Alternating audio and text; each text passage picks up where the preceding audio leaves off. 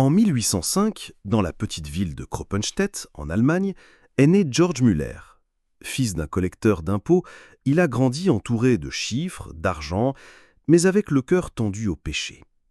Encore adolescent, il volait, mentait et dépensait l'argent de son père en jeux et fêtes.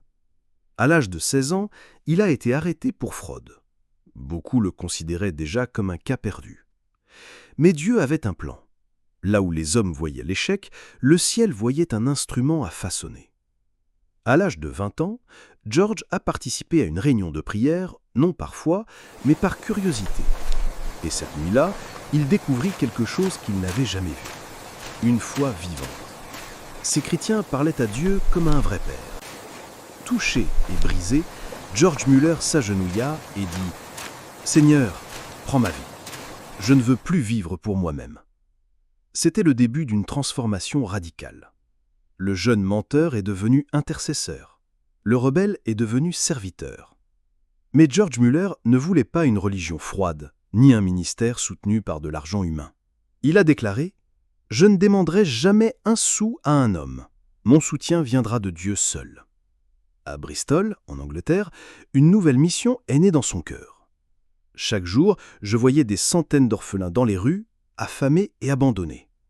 Alors il pria « Seigneur, si c'est ta volonté que je m'occupe d'eux, envoie les ressources. » Et les miracles ont commencé.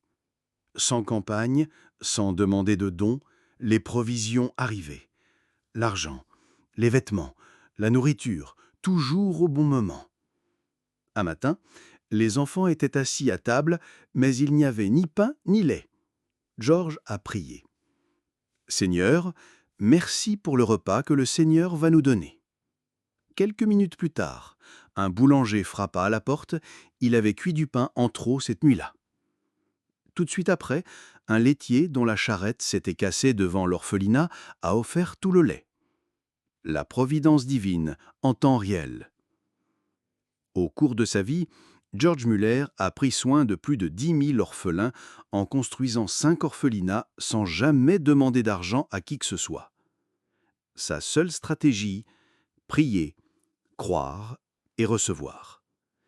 Il a enregistré dans ses journaux des milliers de réponses à la prière, une preuve vivante que Dieu écoute et répond.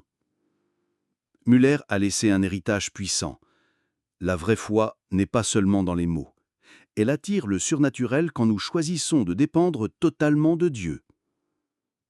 Aujourd'hui, son témoignage continue d'inspirer des millions de personnes. Et vous, êtes-vous prêt à vivre une foi qui attire l'impossible ? Laisse dans les commentaires son histoire de foi, et je ferai une vidéo avec son récit et sa permission. Jusqu'à la vidéo suivante.